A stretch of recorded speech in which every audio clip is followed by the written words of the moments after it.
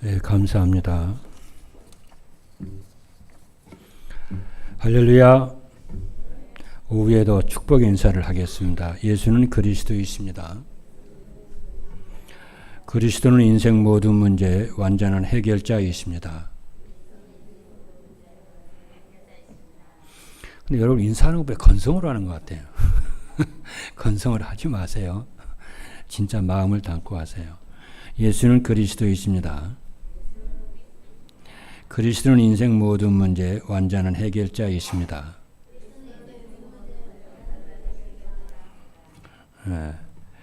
하나님께서는 우리 교회를 의정부 살리는 대표적 교회로, 또 미자리 교회를 살리는 교회로, 또 세계 복음화를 위한 성경적 전도운동의 모델적 교회가 되도록 세우셨습니다.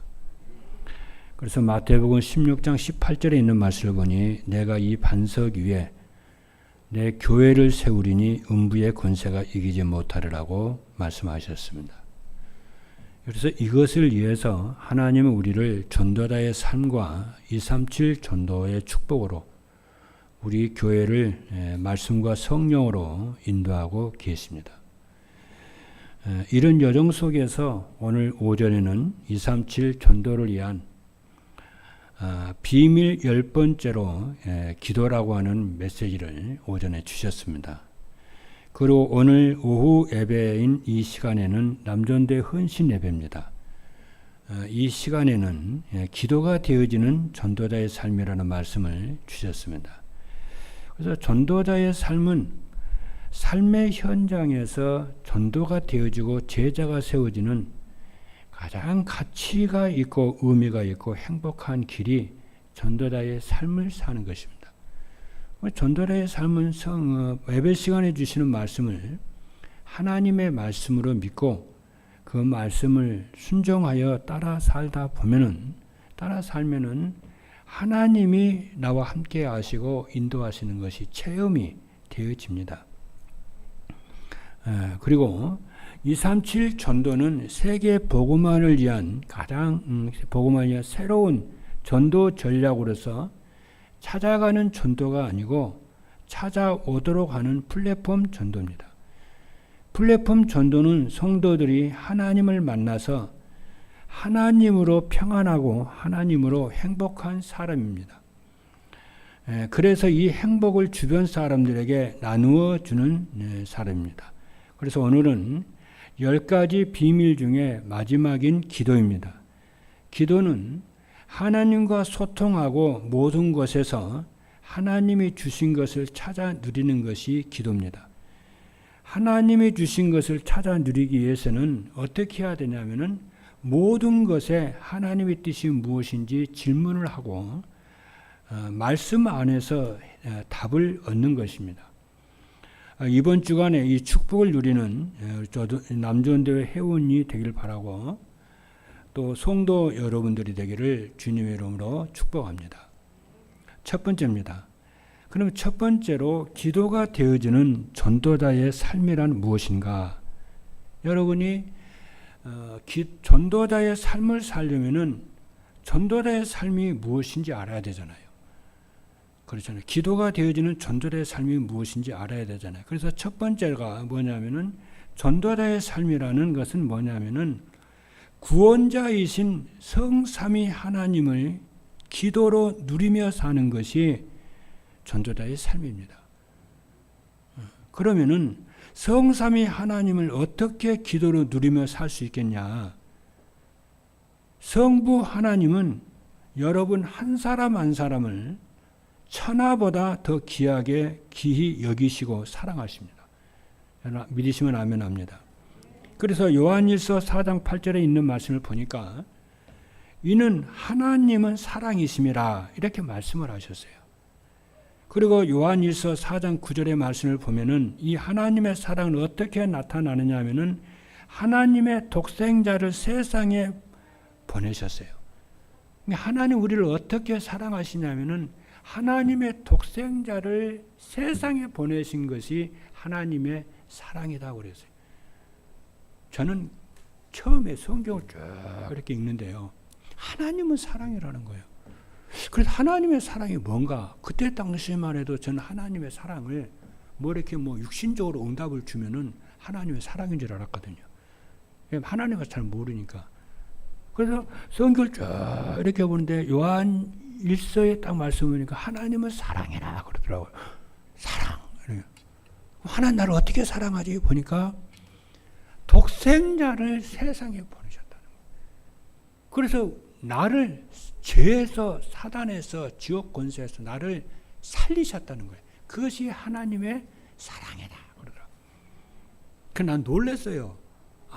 이 하나님의 사랑은 이런 거구나. 그래서 요한 1서 4장 9절의 말씀을 보니까 하나님의 사랑이 이렇게 나타난 바 되었으니 하나님이 자기의 독생자를 세상에 보내심은 그로 말미암아 우리를 살리려 하심이라. 그게 하나님의 사랑이 그렇게 나타난다. 아멘입니까? 그래서 전도자의 삶은 문제와 위기 속에서도 문제에 속지 말고 나를 사랑하사 독생자를 보내주신 하나님의 계심과 그 하나님의 사랑과 능력을 믿고 사는 것이 전도자의 삶이에요. 여러분 아멘입니까?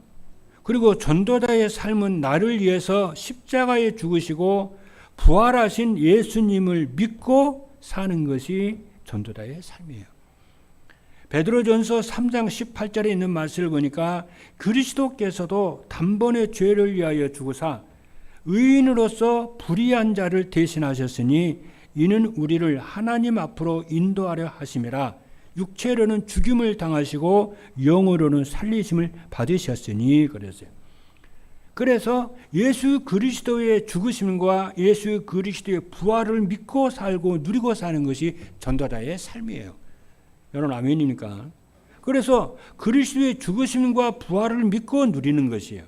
그리고 전도자의 삶은 성령 하나님이 영원히 함께 하시며 인도하심을 믿고 사는 것입니다. 요한복음 14장 26절의 말씀을 보니까 보혜사 곧 아버지께서 내 이름으로 보내실 성령 그가 너희에게 모든 것을 가르치고 내가 너희에게 말한 모든 것을 생각나게 하시리라 그랬어요. 둘째입니다. 전도자의 삶은 모든 만남과 사건 속에서 하나님의 계획을 기도로 찾는 거예요. 그래서 대부분의 성도들은 현장에 문제가 오면은 당황하고 혼란스러워합니다. 그래도 괜찮습니다. 그러나 우리를 구원하신 하나님은 절대 주권과 절대 계획을 가지시고 그분의 뜻을 이루어 가십니다. 그렇기 때문에 하나님의 주권과 하나님의 계획이 무엇인지 그렇잖아요. 이 하나님의 주권은 계획은 그 누구도 거역을 하거나 해방할 수가 없어요. 그래서 모든 만남과 장소와 문제 속에서 하나님의 계획이 무엇인지 질문하는 것입니다. 이것이 성도의 기본이에요. 그래야 성령의 인도를 쫙 받습니다. 그렇죠. 그래서 어느 곳에 가든지 어느 현장에 가든지 그곳에 보내신 하나님의 계획은 무엇일까? 여러분 찾는 축복 있기를 바라고, 그리고 누구를 만나든지 이 사람에 대한 하나님의 계획이 무엇일까 찾는 것이며, 어떤 사건과 문제 속에서도 하나님의 계획은 무엇인가 찾는 것입니다. 그래서 빌립보서 4장 6절에 있는 말씀을 보니까 아무것도 염려하지 말고 다만 모든 일에 기도와 간구로 너희 구할 것을 감사함으로 하나님께 아뢰라.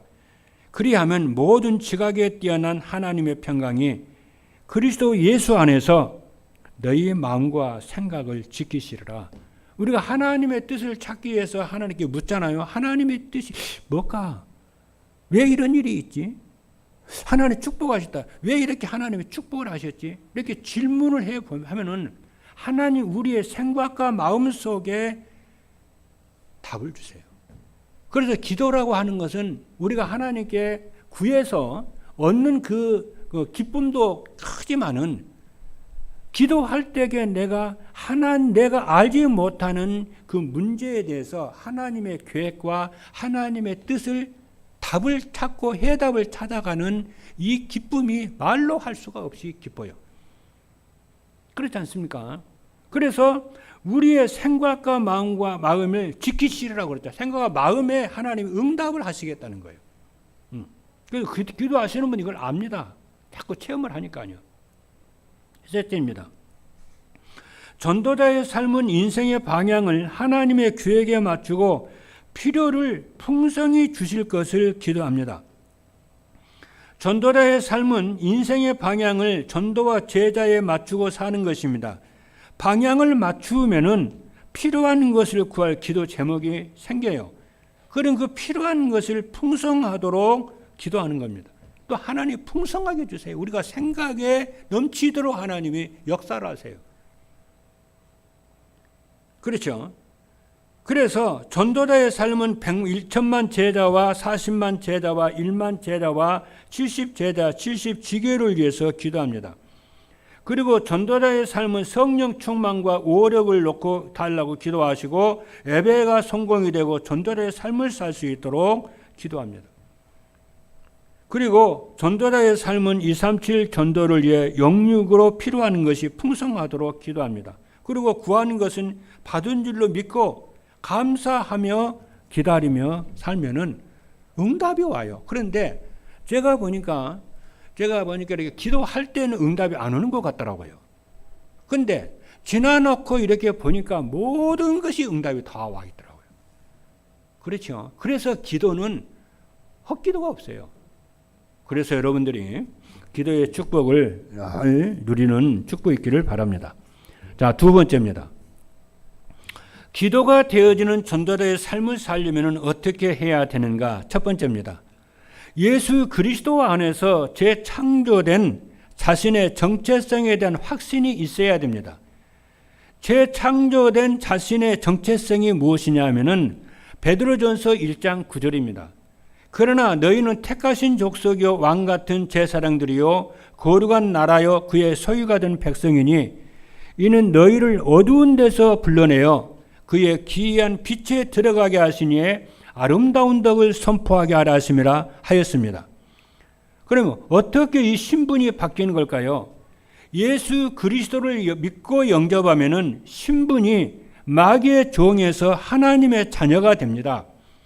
그리고 하나님의 자녀는 시 공간을 초월하시는 성령께서 내주하시고 보호하십니다. 로마서 8장 26절의 말씀을 보니까 이와 같이 성령도 우리 연약함을 도우시나니 우리가 마땅히 빌 바를 알지 못하나 오직 성령이 말할 수 없는 탄식으로 우리를 위하여 친히 간구하시느니라 이렇게 하였습니다.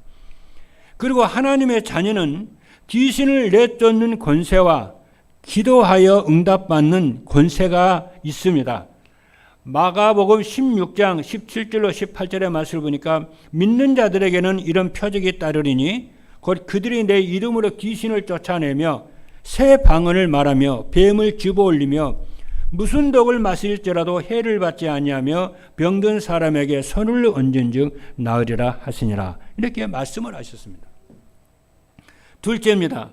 만물을 창조주 하나님이 절대 주권을 가지고 다스리신다는 믿음이 있어야 합니다. 절대 주권이란 그 누구도 거역하거나 막을 수 없는 창조주 하나님이 가지시는 특별한 절대 권력입니다. 그러므로 인간의 생사화복은 창조주 하나님이 주관하시는 것입니다. 사무엘상 2장 6절로 7절의 말씀을 보니까 여호와는 죽이기도 하시고 살리기도 하시며 수월에 내리게도 하시고 거기서 올리시기도 하시는도다.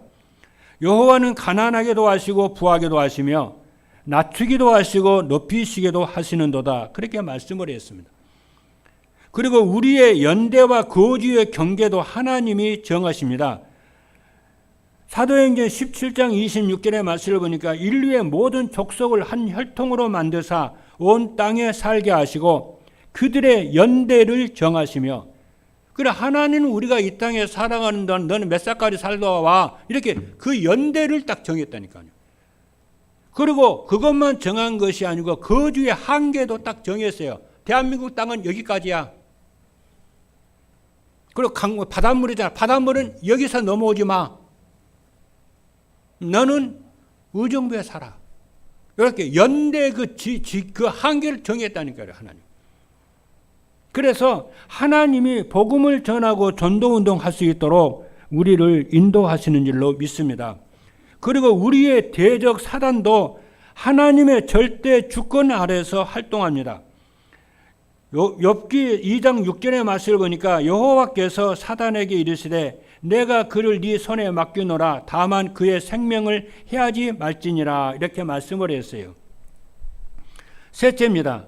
237 전도가 하나님의 절대 계획이요 하나님이 주신 나의 천명으로 믿어야 됩니다. 왜냐하면 하나님은 모든 사람이 구원을 받으며 진리를 아는 데 이르기를 원하십니다. 디모데전서 2장 4절에 말씀하셨죠. 그리고 마태복음 24장 14절의 말씀을 보니까 이 천국 복음이 모든 민족에게 증언되게 하여 온 세상에 전파되리니 그리야 끝이 오리라고 말씀하셨습니다.